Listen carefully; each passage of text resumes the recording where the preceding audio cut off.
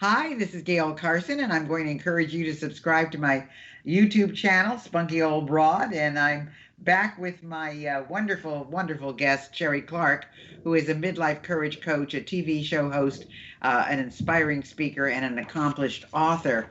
Now, we've been talking about a lot of things that bring courage to women in their midlife and beyond. And I would like to ask you. Um, what if change is not possible for someone for whatever reason? It might be economic, it might be health, it might be, any number of things. What can they do? Great question, Gail. First of all, I think the first point that I would make would be make sure that change isn't possible. And by that, I mean, a lot of times we get stuck in this rut of, I hate my job. I got to go. This is it. I just got to quit. When the reality might be that there's a whole continuum of other options. Maybe you can go part time, you could ask for a transfer, you can do something, whatever. There's a lot of other ways to skin a cat. Sorry, Lotus. um, but so there's a lot of different, so make sure you've exhausted all your options. And one of the ways that I encourage you to do that is to talk with others. Find a confidant, a trusted other. Maybe it's a colleague, maybe it's a relative, maybe it's hiring a coach, maybe it's seeing a therapist and saying, can you help me brainstorm through this? Can you help me make sure that I have exhausted all the possibilities? Is there something I'm not seeing? Because just like, have you ever done this, Gail? Have you ever had your eyeglasses, your reading glasses on the top of your head and you walk up to somebody and you say, have you seen my glasses? And you need that other person to say, yeah, they're on your head because it's right in front of your face. So the first thing is make sure you've exhausted all of the possibilities and you know what you're in for. The second thing, if you decide ultimately that change isn't possible, that you have to work with the hand that you're dealt, then you do have the opportunity to make one change, and that is how you view it. And you have mentioned that on many occasions. I've heard you speak about, attitude and how you look at life and what your intent is with how you deal with that hand. And sometimes it's just as simple as saying, you know what, this seemingly bad situation does have some things that are positive. Everything has an upside. Let's find it. Yeah, I do agree. I think, even when all is done, I mean, you can't make the change. You're in an impossible situation. You have the choice of how you think. And that is the biggest choice you can ever have. So it goes back to that positive mindset and so forth. But what do you say to someone who might be listening to this show who feels they are not at their best and they want more from life? Is there step one or step two that they should take? Yeah, one of the things that surprises me is how infrequently we check in with ourselves. Because what happens, I think, is that we get, you're in the day-to-day grind. You get up and you've got to do this and you got to do that. You got this appointment and that appointment and this obligation, and you don't stop and ask yourself, am I the captain of this ship, or am I just the lowest crew member? And an exercise that I often have my clients do and that I do for myself is very simple. It takes just a moment. In fact, it takes longer to prepare for it than it does to do the exercise. And so the preparation goes like this. It's sitting quietly in a place that brings you peace and that you can feel as though you're comfortable. Sometimes for me, it's in my car. If I've been, had one of those crazy days and I'm like, I got to take a moment. And I'll pull into like a city park or a lake area or something, and I'll sit in my car. Or maybe it's at home. I love to do it at home with my essential oil diffuser or a candle lit, something peaceful and calm.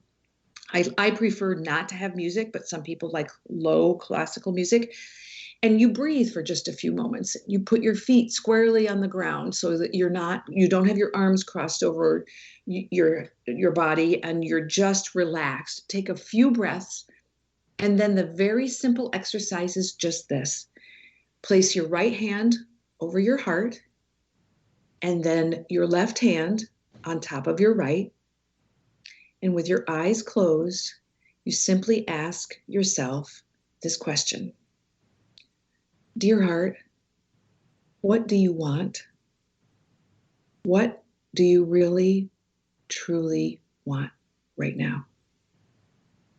And for me, when I do it, many times I'll either get goosebumps or tears, because I know that I'm tapping into a part of myself that is so neglected and so malnourished, because I am so busy filling everyone else's cup. I don't take the time to check in with me.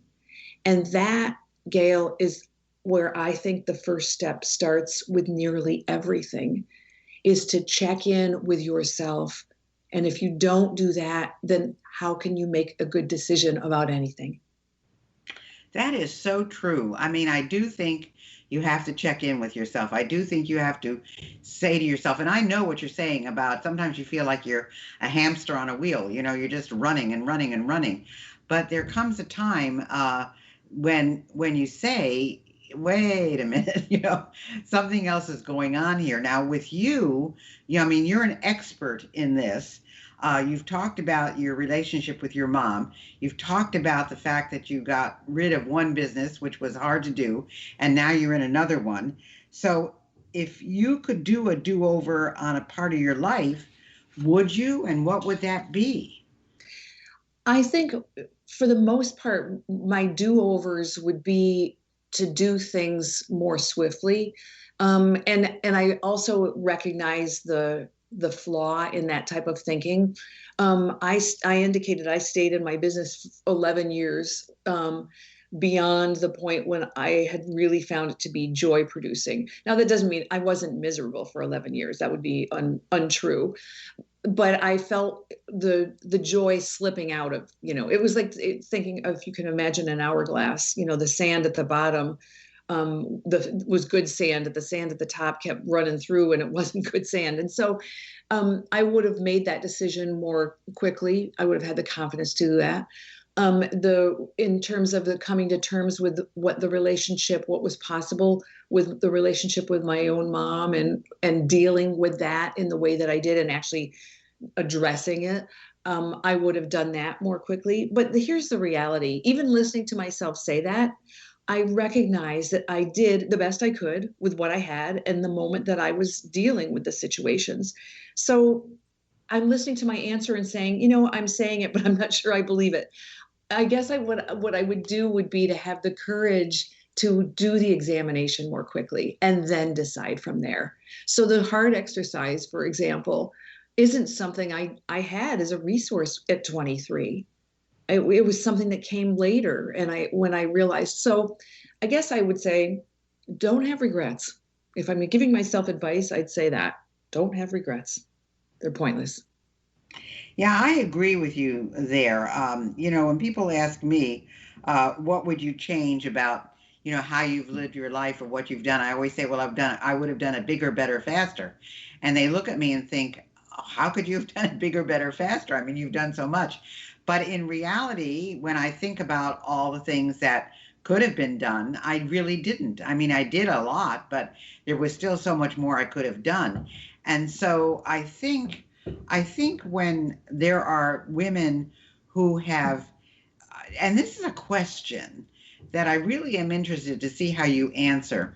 There are so many women that I know who are successful. They're at the top of their game. They make a lot of money. They have all the accoutrements around them that you would think, a successful person would want and have, and yet they're unhappy.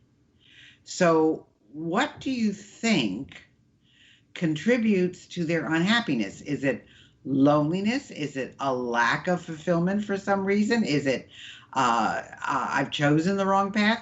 What do women say to you who are in that situation?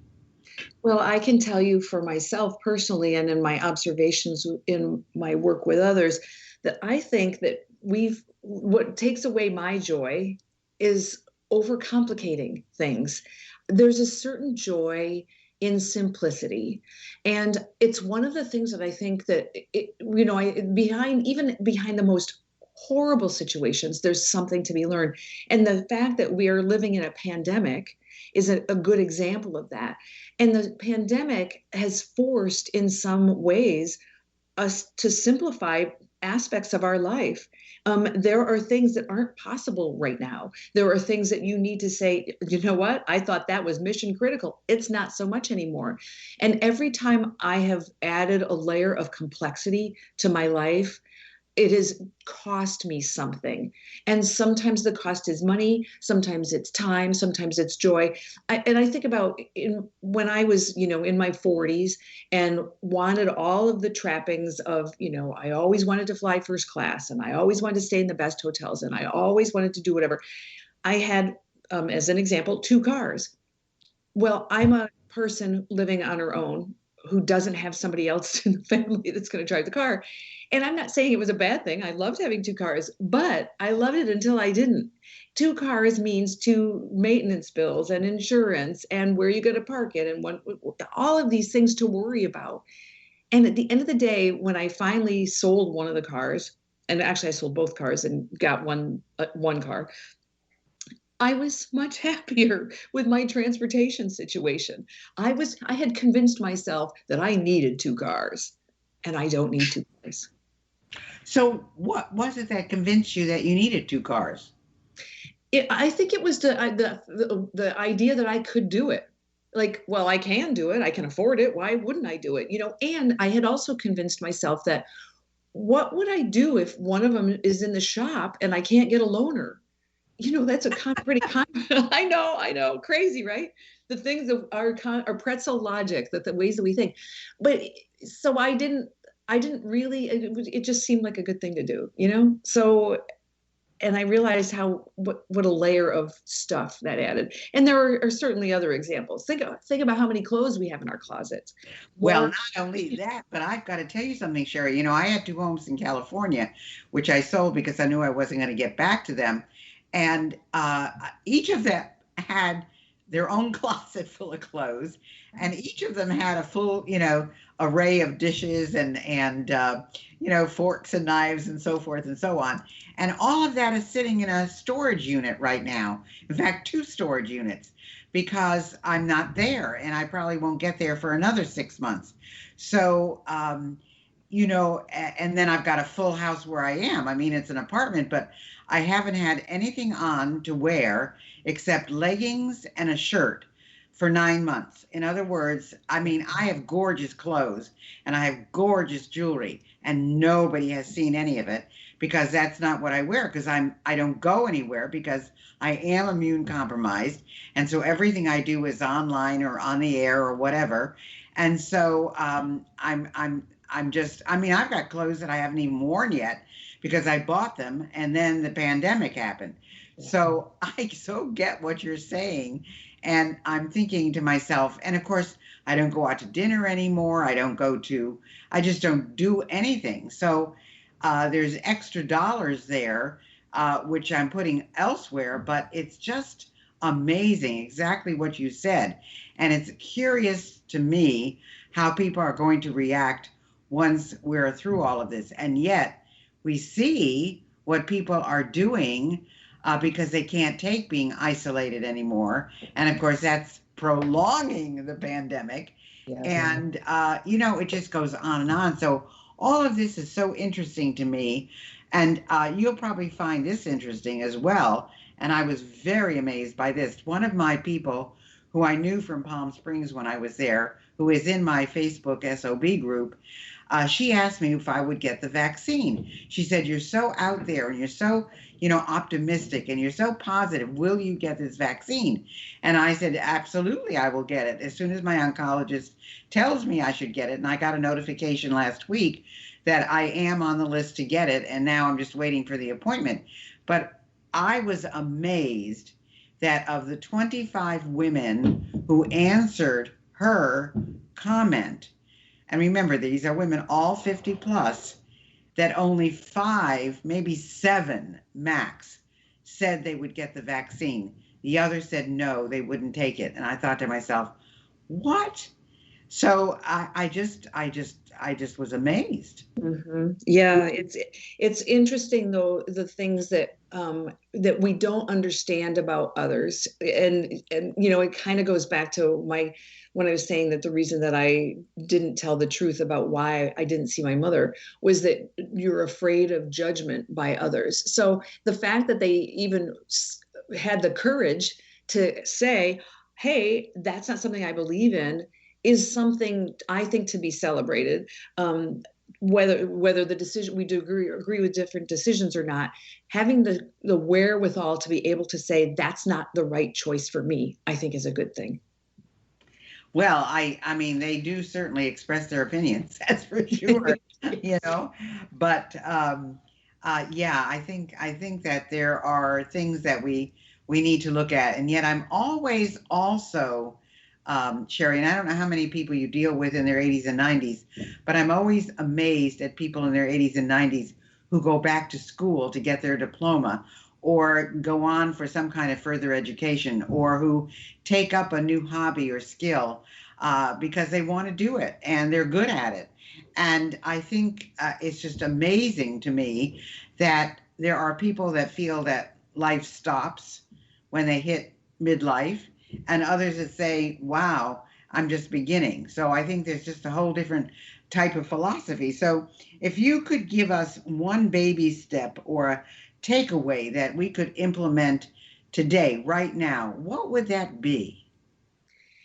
You know, the heart exercise is one that if you listen to me describe it, I highly recommend that that be the very first thing that you do because, like I said, I think it's telling because I can almost guarantee people will have an emotional reaction to it.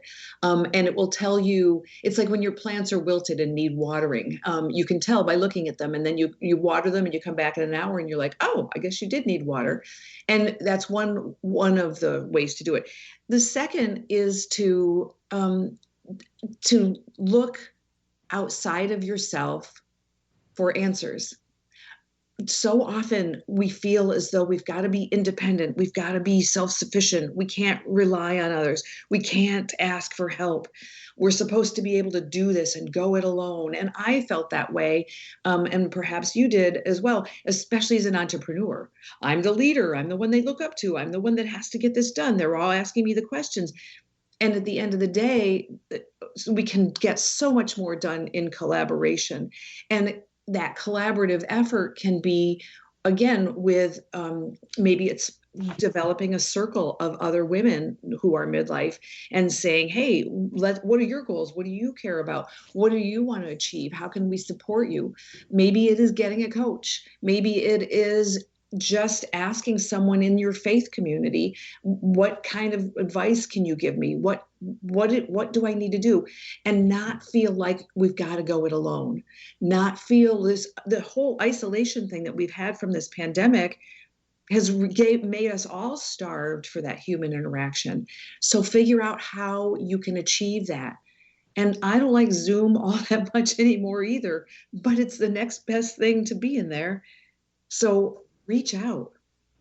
Yeah, that's so true. I say some days I'm just zoomed out.